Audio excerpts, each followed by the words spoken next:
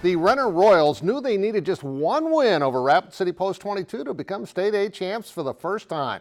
But the 1 o'clock start was pushed back 4 hours because of rain. They eventually got going, and it took until the 4th inning before anybody scored. Andy Mullen goes the other way, drives in Nick Hoekstra. Renner leads 1-0, but then the big hit of the game, bases loaded for Mason RUNIA, and he burns the outfield, goes all the way to the fence. That is a bases clearing double that made it 5-0.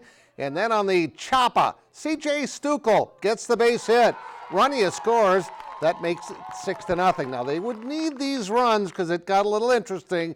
Top of the 5th, Rapid City with some momentum. Blake Weaver doubles to center, just out of the reach of the center fielder. His brother scores, and it's 6-3. Top of 7, bases loaded. Ground ball to left, scores a run. The other runner stops at third. Bases still loaded with 2 outs, and a pop to center field, and that is going to do it.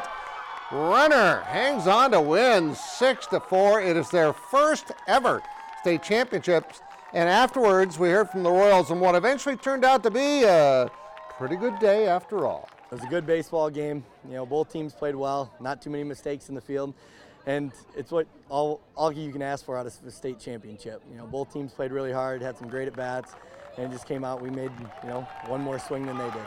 We put 6 runs up in the 4th, but I knew it was going in our favor, but I didn't really know. 22 is a good ball club, and they can put some hits together, so I didn't know if it was going to be a game-winning one or not. So just trying to put a ball in play. Well, he put that ball in play, and yes, it was the game winner.